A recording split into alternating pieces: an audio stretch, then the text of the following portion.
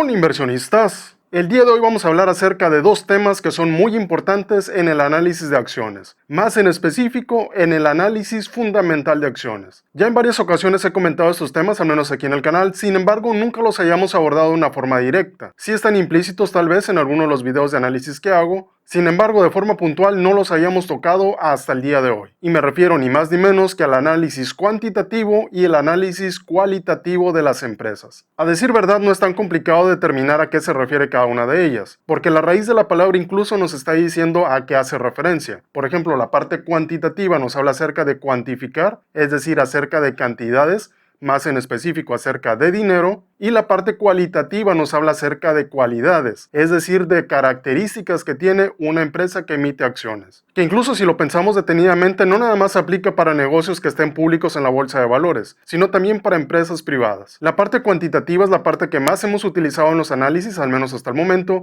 Sin embargo, eso no quiere decir que no tome en cuenta la parte cualitativa, porque de cierta forma no puede existir una si no existe la otra. Ninguna de las dos es más importante ni sobresale una por arriba de la otra. Las dos son dos caras diferentes de una misma moneda que se llama análisis fundamental de acciones. Sin embargo, sí tienen características diferentes, y voy a empezar precisamente con lo más común que hemos utilizado aquí en el canal, que es la parte cuantitativa. No me voy a detener mucho con esta parte porque es prácticamente lo que hemos venido haciendo. Sin embargo, la parte cualitativa sí me gustaría ahondar un poco más porque hay algunos puntos relevantes que realmente no he explicado del todo y que muy seguramente se han estado pasando por alto al menos hasta este punto. Para la parte cuantitativa he considerado al menos estos aspectos, obviamente no son todos. Podemos seguir incluyendo más, hay muchas referencias, hay muchos ratios, hay muchos conceptos que no estoy incluyendo aquí, solamente lo pongo a manera de ejemplo para que ustedes vean cuáles son los aspectos que caen dentro de la parte cuantitativa.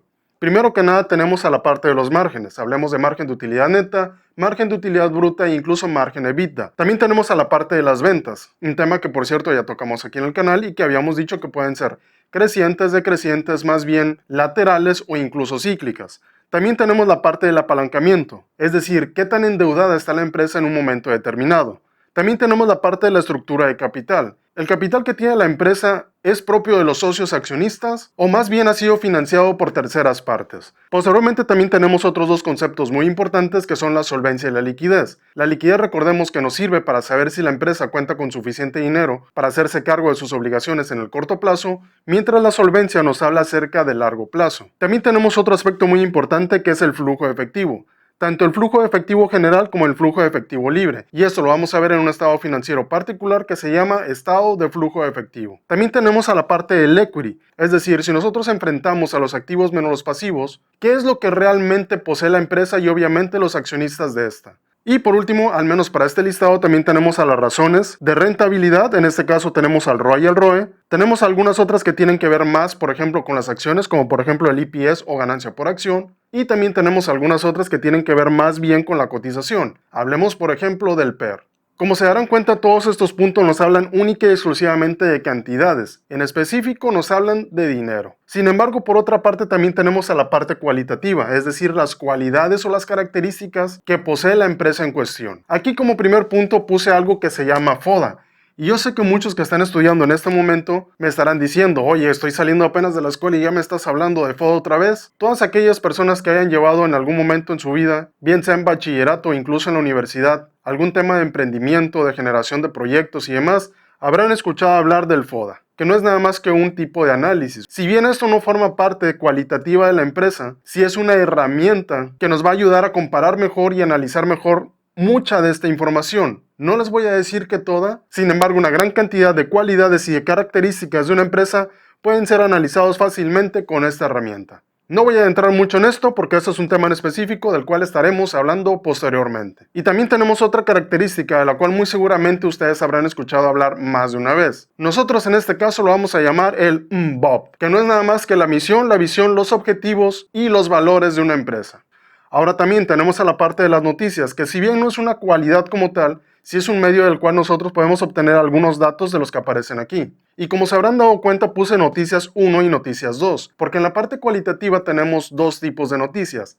Tenemos las noticias y tenemos las noticias. Sin embargo, ese es otro tema que también vamos a tocar más adelante. Y posteriormente también tenemos a la parte legal y jurídica.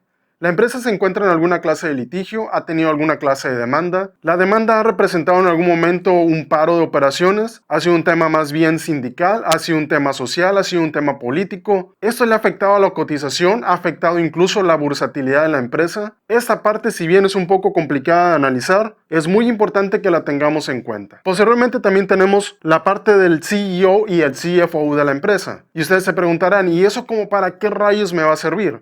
Saber quién está liderando un negocio, saber cuál es la visión de esa persona, saber cómo están manejando el dinero, cómo están manejando la parte operativa. Si la filosofía de trabajo de estos líderes de la empresa es más bien operativa o financiera, saber si son nuevos, si tienen planes de salirse de la empresa, incluso si están de cierta forma invirtiendo en el mismo negocio, comprando acciones, eso nos va a dar una gran pauta de saber qué tipo de estructura y sobre todo qué tipo de líderes tiene la empresa. Posteriormente tenemos otro punto también bastante importante que es el día a día.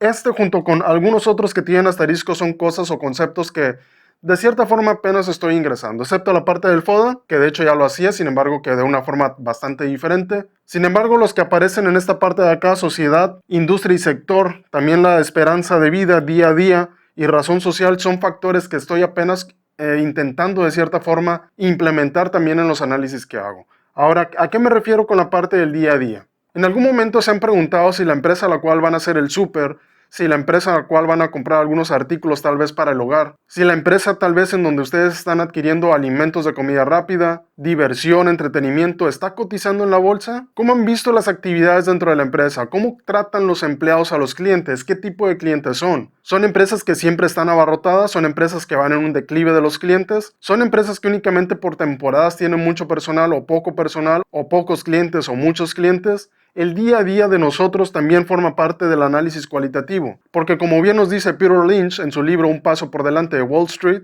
nosotros como consumidores en ocasiones, incluso tal vez como colaboradores de una empresa, somos los primeros que nos podemos dar cuenta si la empresa va para bien, va para mal o simple y sencillamente ha estado estancada por un tiempo determinado. Ahora pasemos al siguiente punto, el tamaño y el alcance. ¿Qué tan grande es la empresa? ¿Realmente todavía le queda a la empresa espacio o margen para seguir creciendo? Hablemos por ejemplo de Coca-Cola. Si Coca-Cola el día de mañana saca un nuevo refresco, ¿realmente va a tener un impacto significativo, al menos dentro de las utilidades de la empresa? ¿Qué más podría hacer Coca-Cola para que en un momento determinado realmente el tamaño y el alcance no fuera un problema para esta empresa? Sobre todo considerando que prácticamente está en todo el mundo. Posteriormente también tenemos a la parte de la razón social. Y no me refiero a si es una SA, una SAPI o lo que ustedes quieran. Aquí me refiero a la razón de ser de la empresa. ¿A qué se supone que se dedica la empresa? ¿Ustedes saben a qué se dedican realmente las empresas en las cuales invierten? ¿Saben si realmente ese enfoque o esa razón de ser está siendo cumplida cabalmente o tal vez los ingresos más representativos se están obteniendo de otras fuentes que no tienen absolutamente nada que ver con la razón de ser? Posteriormente también tenemos el impacto social. ¿Realmente la razón de ser de la empresa está teniendo el alcance y el potencial que debería dentro de la sociedad? ¿O simple y sencillamente está ofreciendo algo únicamente por ofrecerlo y ya? Otro aspecto también bastante importante es el tema de la marca. La marca está siendo reconocida, apenas está siendo reconocida, ya es una marca que tiene precisamente historia, o es una marca que tal vez ya las personas están como que empezando a olvidar. La parte de la estructura de gobierno corporativo también es muy importante. De hecho, es de estructura corporativa o gobierno corporativo. ¿Quién es el dueño realmente de la empresa? ¿Son los socios fundadores? ¿Tal vez únicamente son fondos de inversión? ¿Estamos hablando tal vez de que sea una Afore la que tenga mayor participación o varias Afores? ¿Son más bien inversionistas institucionales? ¿Son inversionistas individuales? ¿Son inversionistas que tal vez están dentro de la misma empresa? Saber realmente quién es el dueño o al menos quién tiene una parte considerable de las acciones también nos va a ayudar para entender realmente en qué tipo de negocio estamos invirtiendo. Otra parte importante, la geopolítica. No es lo mismo invertir, por ejemplo, aquí en México, que si bien sí tiene sus riesgos, a invertir, por ejemplo, en Turquía, o hablemos, por ejemplo, de Ucrania, o hablemos tal vez de Corea del Sur. La geopolítica es diferente en cada una de las empresas. La geopolítica va a cambiar dependiendo de dónde sea originaria la empresa, y sobre todo de dónde se encuentra su mayor mercado.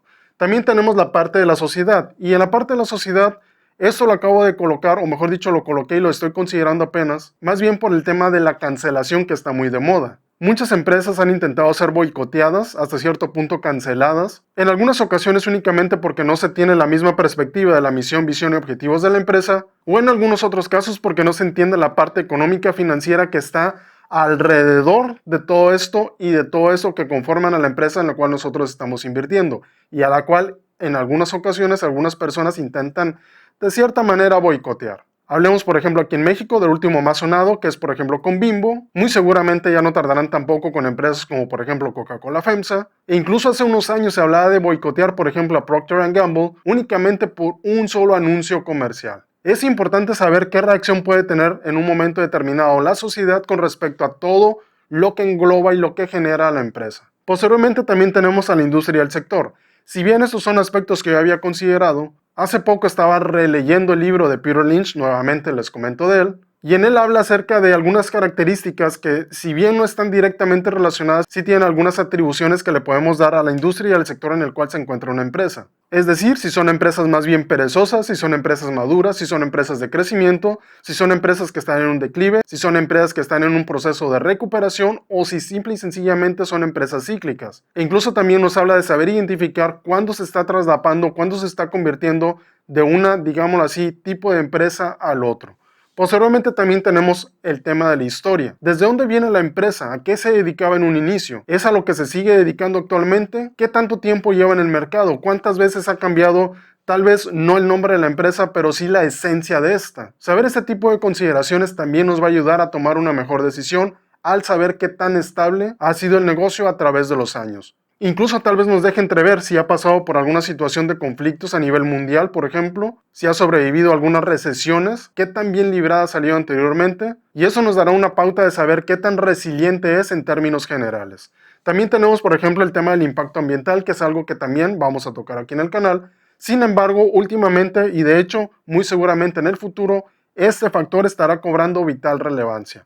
Posteriormente tenemos también la parte de la contribución social. La empresa únicamente se dedica a ganar dinero o sí se preocupa también por la parte social. Es consciente de la comunidad en la cual se encuentra, hace ciertas contribuciones tal vez por medio de asociaciones o incluso tal vez por medio de fundaciones en las cuales ayuda precisamente a la parte social. Esos son cuestionamientos que también nos tenemos que plantear al momento de decidir si invertir o no en una empresa determinada. Posteriormente también tenemos la flexibilidad al cambio, y esto junto con la historia nos habla de qué tan resiliente podría ser en un momento determinado la empresa. La empresa ha sabido sortear algunos momentos fuertes económicamente hablando, por ejemplo, dentro de la misma estructura de la empresa, dentro de una región, dentro de una geopolítica. ¿Qué tan flexible ha sido con sus procesos? ¿Qué tan flexible ha sido con la familia de productos? ¿Qué tan flexible ha sido con el tema, que es el punto a continuación, de la innovación? ¿La empresa únicamente está sentada sobre logros pasados o realmente se está reinventando continuamente en sí misma? La empresa busca reinventarse, busca que los productos y la familia de productos sean más novedosos y llamativos para el público consumidor, o únicamente se está quedando a vender lo que ya sabe vender sin importar que sus ventas o el conocimiento de la marca vengan para abajo. Y por último, también otro factor muy importante es la esperanza de vida. Y no hablo de la esperanza de vida de nosotros como seres humanos,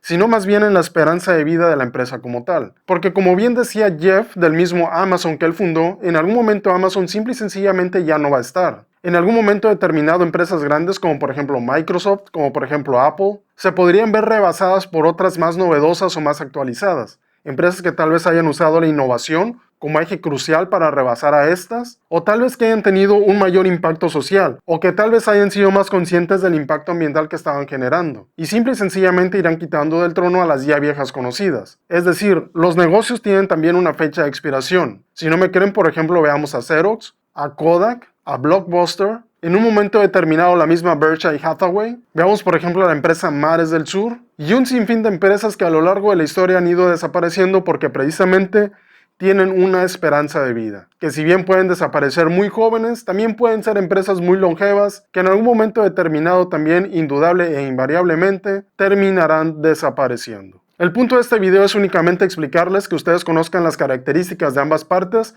tanto de lo cuantitativo como de lo cualitativo, porque como les decía en un principio, estos dos conceptos o estos dos análisis forman parte en conjunto del análisis fundamental de acciones. Ya saben, cualquier duda que tengan la pueden dejar aquí abajo en los comentarios y no se vayan sin antes dar like, compartir, suscribirse y activar la campanita para que no se pierdan ninguno de los videos que subo al canal. Eso es todo por ahora. Gracias por ver. Hasta luego.